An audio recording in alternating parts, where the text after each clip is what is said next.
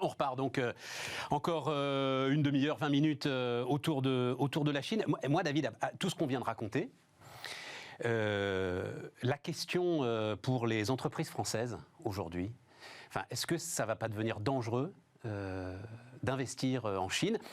On se retrouve alors... ça l'a toujours été. Ça l'a il y toujours avait toujours un risque. Là, notamment l'industrie automobile, j'ai l'impression, est en train...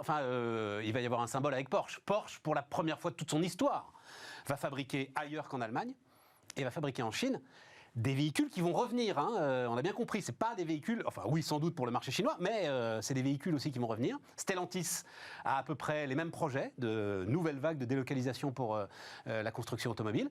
Est-ce qu'ils ne prennent pas un risque considérable si jamais on est devant l'évolution que vous décrivez d'une Chine qui, à un moment, va se refermer sur elle-même? Alors, moi, ma position est peut-être trop optimiste. Mais vas-y. Je pense qu'il n'y a pas une Chine, mais qu'il y a deux Chines. Il y a une Chine qui veut s'ouvrir et une Chine qui veut se fermer. Oui, mais à un moment, il y en a qui ont, il y a un secteur privé. Et d'autres qui n'ont pas, justement, non, c'est ce que vous disiez, Jean-Pierre Cabestan. Xi Jinping ne peut pas faire n'importe quoi. Il faut qu'il arrive à combiner accélération d'une industrie de services et contrôle du parti. Mais s'il n'y a pas l'accélération économique, il perd sa jeunesse. Donc il ne peut pas faire n'importe quoi. Tout le monde a des contraintes, et il a des contraintes économiques. Et le problème qu'on a, nous, c'est que si on refuse de parler à la Chine et si on refuse d'y aller, en fait, on scie la branche de la moitié de la Chine qui veut travailler avec nous, qui est le secteur privé, et qui ne demande qu'à collaborer avec nous parce qu'il sait très bien qu'il a besoin de notre productivité, de notre technologie. Et à l'inverse, on fait le jeu de la Chine qui veut se fermer, typiquement des apparatchiks qui disent « Prenez l'accord global sur les investissements du mois de décembre 2020 en Europe. On a mis 7 ans à le négocier. Au bout d'un mois, on dit aux Chinois, on le déchire parce que vous ne respectez pas les droits de l'homme. » Quand vous êtes en Chine, vous dites la Chine qui veut se fermer, vous voyez bien que ce n'est pas la peine de parler aux Européens. On a discuté pendant 7 ans, ils déchirent le truc au bout d'un mois. Et à l'inverse, ceux qui veulent ouvrir la Chine perdent leur argument. Donc moi, mon idée, c'est qu'en fait, c'est très paradoxal toujours avec la Chine, c'est quand la Chine va mal, s'ils prennent toutes ces mesures, c'est parce qu'ils sont sous pression et que l'économie va mal. Et que c'est précisément maintenant qu'il faut leur parler. Et de manière objective, en disant le coût de la non-coopération est supérieur au coût de la coopération. Et je vous donne un exemple très simple. Ils n'ont pas le vaccin. 1,4 milliard de gens vaccinés à BioNTech et Moderna, on peut leur faire à $30 le vaccin, c'est 40 milliards de dollars. 40 milliards de dollars, c'est une journée de PNB. Donc leur dire, là, vous venez de fermer le port de Shenzhen pendant un mois, vous venez de fermer le port de Ningbo pendant 3 semaines. C'est eux qui ne veulent pas l'acheter, ce vaccin. Ils ont leur vaccin chinois qui leur va bien. Voilà. Mais non, qui ne leur va pas. Oui, mais... Et c'est là, il faut dire, vous voyez, que le coût de la non-coopération... Non, mais ils n'en veulent pas de vaccin. Ils n'en veulent pas jusqu'à ce qu'il y ait un problème économique qui fasse que... Et c'est ça ce qu'il faut leur dire. Parce que si vous vous fermez, chaque fois que vous êtes fermé... Au Sinovac, dans le reste du monde... Il faut le rappeler, chaque fois que vous êtes fermé, vous êtes allé dans le mur. Et ça, il y a plus de la moitié de la Chine, le secteur privé, qui le comprend parfaitement. Et c'est à ces gens-là qu'il faut qu'on donne des arguments de manière... Oui. Il y a une lutte d'influence et on ne sait pas qui va gagner. Christian ? Oui, alors vous avez raison de poser ce débat de manière géostratégique au sens interne de la Chine, mais j'avais cru comprendre quand même que la question de Stéphane, c'était si on produit des Porsche en Chine, 40% moins cher qu'en Allemagne, dans 10 ans, ça entraîne quoi? Alors, on a déjà joué ce jeu-là. Non, c'était pas ça ma question, Christian. Oui, mais ça peut l'être aussi. Ça peut l'être, mais cette question-là, comme vous dites, elle a 10 ans, elle a même un siècle, en fait. Le péril jaune... Non, c'est pas seulement le péril jaune, c'est que l'Europe... L'ouvrier à 1 sou détrônera l'ouvrier à 1 franc. Non, mais sauf que l'Europe est la zone qui croît le moins vite. Il y a quand même si non, ma question, c'était, si vous investissez massivement aujourd'hui, est-ce que vous ne risquez pas de perdre votre investissement? Oui. Parce qu'il va y avoir un changement radical. Parce qu'ils vous prendront, ils vous nationaliseront le truc. Exactement. Comme le plus gros risque, c'est le syndrome EDF. Vous y allez pendant 40 ans, vous construisez le nucléaire et vous ne gagnez pas un centime. Donc le problème de l'industrie allemande aujourd'hui, de l'automobile, c'est est-ce que je vais être taxé sur mes voitures thermiques pour financer la voiture électrique qui sera chinoise? Et c'est ça l'énorme problème. C'est ça l'énorme problème aujourd'hui de l'industrie automobile allemande. Mais je reviens quand même. J'ai évoqué au tout début, pour moi c'est une perspective à 10 ans qu'il faut avoir impérativement à l'esprit. J'ai bien dit que pour moi la croissance chinoise elle n'était pas à 6, elle était à 4,5, elle tendait vers 3. Mais pour l'instant elle est à 4,5. 4,5, regardons la tendance des 3 grands acteurs mondiaux.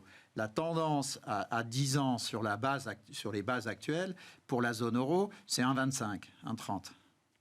La tendance pour les États-Unis à 10 ans, c'est 2,5. 2,25 à 2,5. Et la tendance pour l'instant, tant qu'ils ne basculent pas du 4,5 à 3, pour les Chinois, c'est 4,5. Donc il faut bien avoir quelque chose dans la tête qu'il ne faut jamais oublier. Aujourd'hui, les États-Unis, à l'horizon des 10 prochaines années, c'est quand même l'horizon des grands investisseurs, c'est 2 fois la croissance de la zone euro. Et la Chine, ça reste 2 fois les États-Unis ou 4 fois la zone euro. Donc on a quand même une grande interrogation sur le moyen terme. Est-ce que la zone euro, qui représentait 20 points du PIB mondial il y a 12 ans, qui est déjà tombé à 15 et qui est en train de sortir de l'histoire. La zone euro est en train de sortir de l'histoire, Chine, Allemagne comprise. Donc il y a un moment, et c'est une question géostratégique que l'Union européenne ne se pose pas, parce qu'elle n'est pas posée comme ça. Mais jusqu'à quel point il ne faut pas... C'est une question que les Américains se posent. Il ne faut pas créer un grand marché nord-atlantique entre les États-Unis et la zone euro et traiter les questions de croissance et d'échange avec la Chine de manière géostratégique en se disant, et si on continue de leur transférer les technos, sachant que le préjugé, il y a 20 ans, c'était qu'ils étaient assez stupides pour jamais pouvoir nous rattraper. Ce qu'ils ont montré depuis 20 ans, c'est que non seulement ils peuvent nous rattraper, mais y compris dans les technologies les plus intensives, en savoir-faire, ils sont capables même de dépasser les Américains. C'est pour ça que Trump a cassé Huawei, c'est parce que Huawei s'était permis d'être meilleur que les Américains en 5G. Et donc, la question, c'est une vraie question, je n'ai pas la réponse, mais... Est-ce qu'il faut vraiment... Et je pense qu'en revanche, les géostratèges américains se la posent. Est-ce qu'il faut aider la Chine ou la casser? Voilà. Bonne question. Attendez, d'abord, je voudrais J'aimerais bien avoir l'avis de Jean-Pierre sur faut-il la casser ou faut-il l'aider? Bon, c'est Christian l'animateur, Jean-Pierre. Vous répondrez. Allez-y. Je ne suis pas économiste, mais ce que je peux dire, c'est qu'il faut protéger nos intérêts. C'est-à-dire qu'il faut essayer de conserver les technologies qui sont en avance sur les technologies chinoises et essayer de conserver aussi plus d'industries possibles en Europe. Alors, il y a toujours une question de coût, mais on a bien vu qu'avec la Covid, qu'il était préférable aussi de conserver un nombre de lignes de production à proximité de nos marchés, plutôt que de dépendre complètement d'une mondialisation qui montre ses faiblesses lorsqu'il y a une crise. Mais Jean-Pierre, est-ce que vous achetez ce que nous a expliqué David, c'est-à-dire, moi j'ai l'impression, j'ai entendu ça avec l'Iran, j'ai entendu ça avec l'Union soviétique, certains d'entre vous n'étaient pas nés, c'est-à-dire il y a le camp des modérés qu'il faut encourager parce que sinon c'est les durs qui vont tout saisir et ce sera la fin des temps. Oui, vous achetez ça, Jean-Pierre? Historiquement, les durs se gavent de ce que les modérés en fait, le Parti communiste a sa propre logique, qui est de mettre en place un capitalisme d'État où l'État contrôle une grande partie de l'activité économique et où dans un système dans lequel les entreprises privées sont sous tutelle. Donc, l'autonomie des entreprises privées, elle est relative par rapport à ce que l'on connaît chez nous.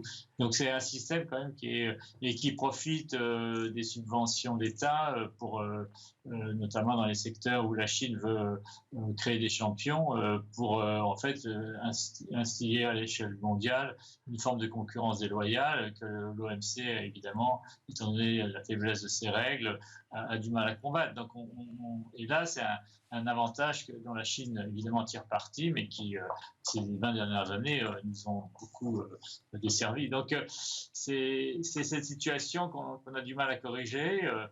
J'ai vu que l'administration Biden voudrait commencer à enquêter sur ces subventions d'État indues qui sont distribuées par le Parti communiste à ses champions nationaux et qui leur permet d'occuper des positions de plus en plus fortes sur la scène mondiale. Donc ça, mais quel instrument mettre en place pour essayer de créer un système plus juste de concurrence, on n'a pas forcément la réponse parce qu'on n'a pas les instruments. Maintenant, au sein du pouvoir, au sein de la société chinoise, oui, il y a des gens qui sont quand même pour l'ouverture sur l'extérieur. Moi, je le vois à travers mes étudiants, si vous voulez. C'est qu'ils sont peut-être nationalistes pour certains, mais enfin, eux, ils tablent quand même beaucoup sur une Chine qui est ouverte, qui reste notamment pour tout ce qui est vie quotidienne, les produits de luxe, mais aussi, si vous voulez, les divertissements. Jean-Pierre, juste question presque anecdotique, mais la démocratie, c'est pas un sujet pour ces jeunes gens, vous nous décriviez. Pour la plupart des Chinois, ça ne l'est pas. En tout cas, les Chinois du continent. Ça l'est pour les gens de Hong Kong, ça l'est pour les Taïwanais, mais pour les Chinois du continent, c'est pas une question qui se pose parce que pour deux raisons. D'abord, parce que je pense qu'il y a un déficit de culture démocratique en Chine, donc c'est pas une question qui les intéresse. Et les Chinois sont devenus consommateurs, mais ils ne sont pas devenus pour autant citoyens.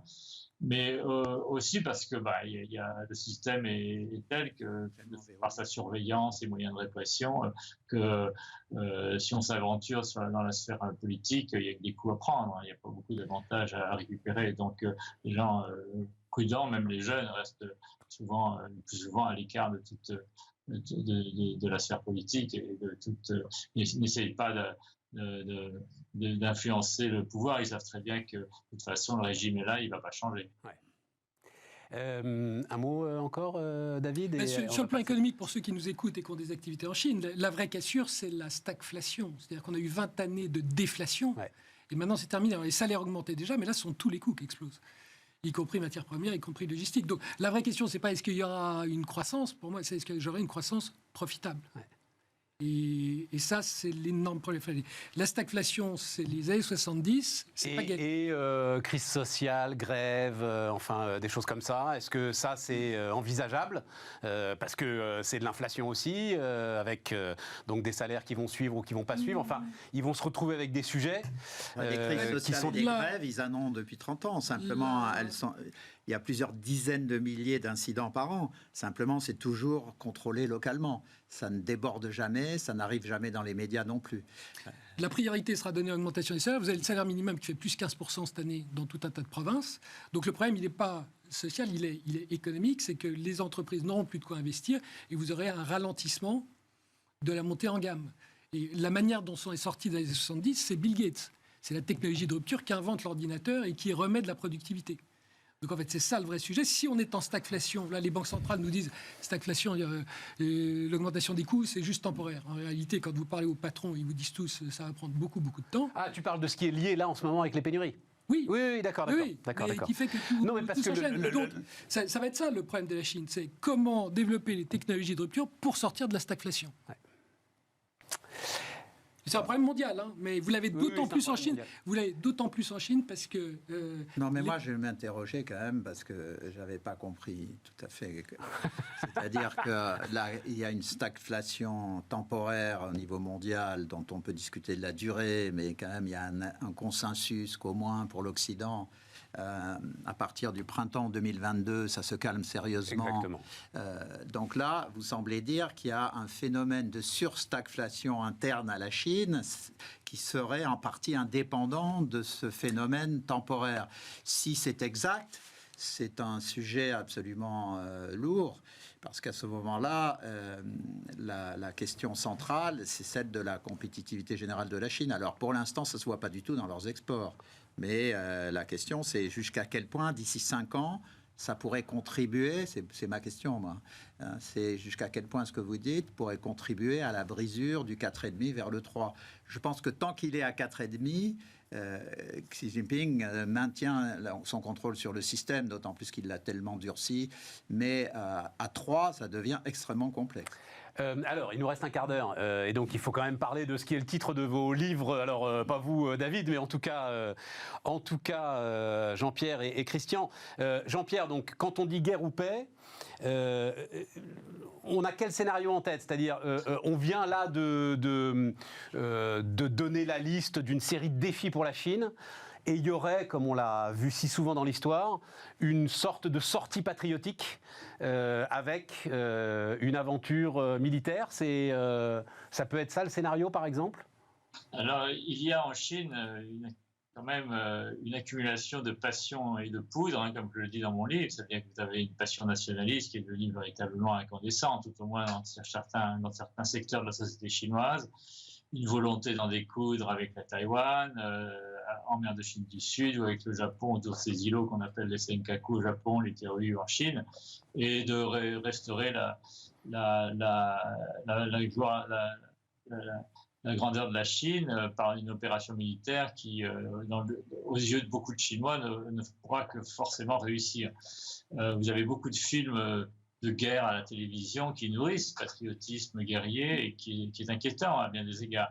Maintenant, est-ce que le pouvoir ira jusque-là? Ce que j'observe, c'est que Xi Jinping, et c'est ça, mais Xi Jinping surtout, a beaucoup joué sur ce qu'on appelle les zones grises, c'est-à-dire entre la guerre et la paix, où la Chine a poussé son avantage par des manœuvres d'intimidation ou par l'occupation et la militarisation de plusieurs îlots en mer de Chine méridionale.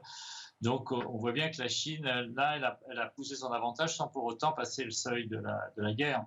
Et elle fait preuve donc d'une certaine prudence, ou tout au moins, elle développe une stratégie qui est empreinte de risques extrêmement calculés. Même chose avec Taïwan. Vous avez vu les gesticulations qu'elle a pu multiplier ces dernières années dans les détroits de Taïwan, mais sans pour autant passer à une opération militaire en bonne et due forme. Et parce que, évidemment, vous avez les États-Unis sur le chemin et que les États-Unis ont des traités d'alliance ou de sécurité avec un certain nombre de pays de la zone, notamment le Japon et la Corée du Sud, et avec Taïwan, une espèce de garantie assez ambiguë, mais qui revient à protéger le statu quo, non pas à soutenir une indépendance de Taïwan par rapport à la Chine, mais à protéger le statu quo et empêcher que la Chine, qui aujourd'hui a des velléités de réunification ou d'accélération de la réunification, à utiliser des moyens militaires pour arriver à ses fins. Et comment est-ce que ça s'articule avec le programme Route de la Soie ? Parce que moi, j'avais l'impression que depuis, on va dire, 2 ans, ce qui guidait un petit peu les relations internationales de la Chine, c'était au contraire, les routes de la soie étaient présentées comme les nouvelles routes de la soie, comme la prospérité commune, comme les investissements communs, etc. Donc là aussi, il y a une forme de contradiction. Oui, les routes de la soie, c'est destiné au Sud. C'est-à-dire, c'est une manière pour la Chine de rallier à sa cause tous les pays du Sud, notamment l'Afrique, mais aussi l'Asie et l'Amérique latine, pour mieux isoler le Nord, mieux isoler les pays occidentaux et un peu appliquant à l'échelle mondiale un peu ce qu'avait fait Mao à l'échelle de la Chine, c'est-à-dire encercler les villes avec le soutien des campagnes et ainsi asphyxier ou tout au moins mettre fin à la domination occidentale des affaires mondiales. Et ça, c'est vraiment le projet chinois. On le sent bien chaque jour dans le duel, si vous voulez, entre la Chine et les États-Unis. C'est ça le véritable enjeu. C'est de faire en sorte que les États-Unis perdent leur statut de première puissance mondiale. Est-ce que pour autant les États-Unis vont céder? Moi, je ne pense pas. Et c'est un peu la conclusion de mon livre. C'est qu'on est parti plutôt dans une guerre chaude, plutôt vers une guerre froide où les deux grandes puissances vont continuer de se faire face et de se concurrencer et parfois de devoir gérer des crises militaires dans lesquelles elles seront impliquées. Christian ? Alors, il va y avoir une guerre froide de plus en plus dure, mais la question, malgré tout, ce que l'on a observé dans l'histoire, c'est que s'il y a un très fort ralentissement de la croissance chinoise, la tentative d'une aventure extérieure devient de plus en plus forte. Alors, c'est ce que j'avais déjà écrit, quand Xi a pris le pouvoir à vie. La seule façon de vous sortir du pouvoir à vie, c'est une balle dans la tête. Donc, à un moment donné, quand... la solution biologique, ils disaient pour Castro, les Américains. Ouais. Donc, quand vous avez des enjeux absolument gigantesques, la tentation de prendre le contrôle de Taïwan devient intéressant. Alors, il y a l'aspect nationaliste, bien sûr, mais pour moi, il y a l'aspect technologique. Taïwan, c'est 40% des microprocesseurs mondiaux, mais c'est 81% des dernières générations. Ouais, or, c'est clé pour le développement militaire, mais aussi pour la recherche des progrès de productivité, pour régler le problème que vous évoquiez précédemment. Je vais vous le dire très franchement, moi, comme ça, ça semble inimaginable. Alors, ça semble inimaginable. L'idée de l'armée chinoise débarquant à Taïwan, ça semble inimaginable. Alors, ça semble inimaginable. C'est d'un autre siècle. Oui, mais ce n'est pas forcément la vision des dictatures. Ça, c'est le premier point. Vous avez une vision... Vous vous souvenez, en 1910, toutes les élites européennes considéraient qu'une nouvelle guerre en Europe était inimaginable. C'était exactement le même terme. Hein.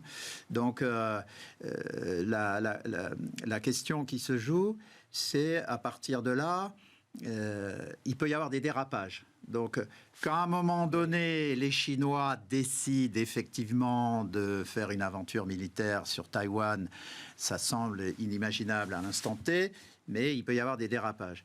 Alors, le deuxième point qui m'impressionne, c'est une note qui est sortie du ministère de la Défense de Taïwan la semaine dernière et qui a dit qu'en cas d'attaque chinoise, Taïwan ne pourrait pas résister. Donc, on peut aussi imaginer qu'à un moment donné... Personne n'en doute, ça. Non, mais ça veut dire qu'on peut aussi imaginer une opération militaire qui se résolve comme ce qu'on a observé en Afghanistan. C'est-à-dire que l'armée chinoise avance et puis que les autres disent « OK, on ne se bat pas ».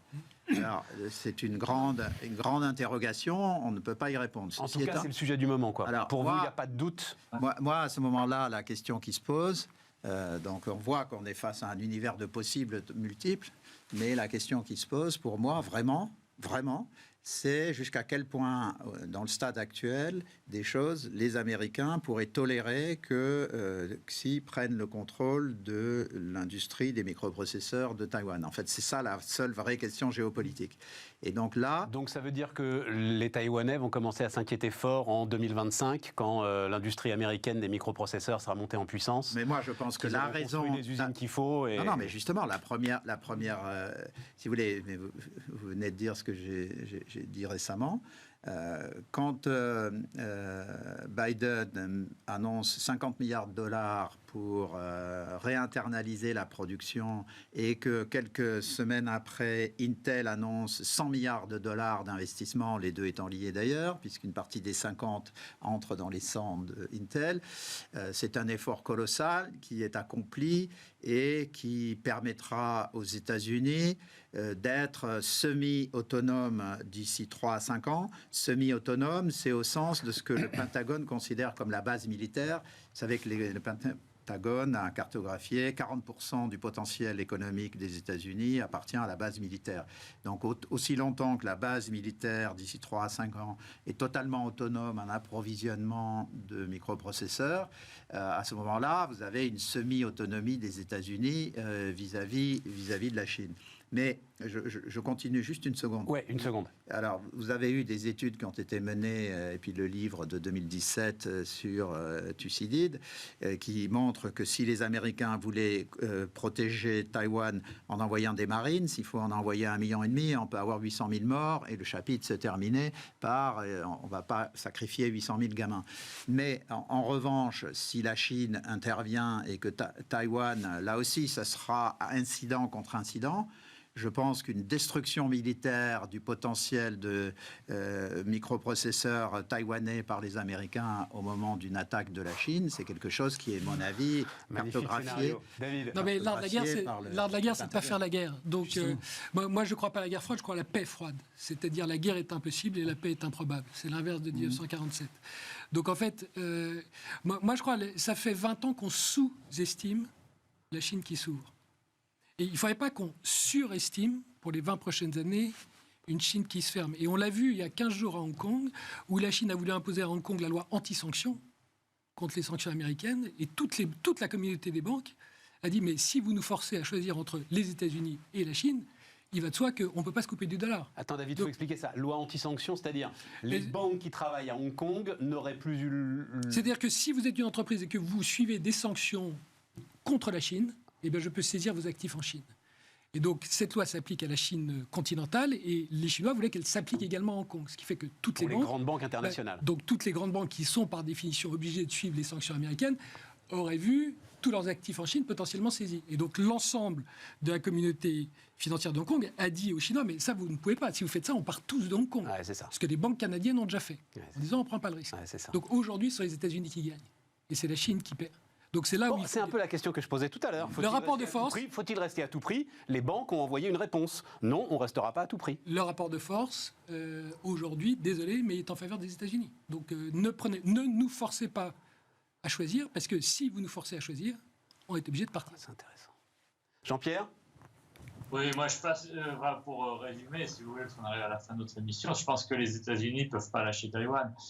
S'ils abandonnent Taïwan, c'est la fin de la crédibilité américaine dans l'Asie-Pacifique, et donc tous les alliés américains de la zone seront obligés de se réaligner sur la Chine.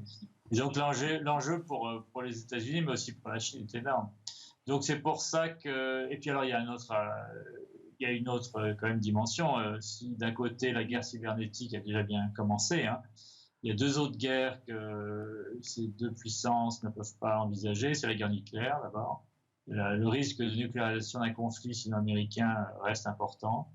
Et puis la guerre spatiale. C'est-à-dire que le premier jour, si les Chinois ont pour un projet de neutraliser les satellites américains, le lendemain, c'est les satellites chinois qui sont neutralisés. Les Américains lancent 50 satellites qu'ils ont en réserve dans leur hangar. Donc, et là, l'espace est à nouveau contrôlé par les Américains. Donc, si vous voulez, il y a une espèce d'équilibre de la terreur qui force à la fois les Chinois et les Américains à faire attention, mais qui empêche les Chinois, à mon avis, d'aller au-delà d'un incident militaire et donc d'une crise militaire qui peut apporter certains avantages à la Chine, en accroissant la pression sur Taïwan, en leur faisant peur, les empêchant d'aller trop loin dans leur volonté d'indépendance. Mais pour autant, je ne pense pas qu'ils puissent forcer les Taïwanais à s'unifier contre leur gré à la République populaire de Chine.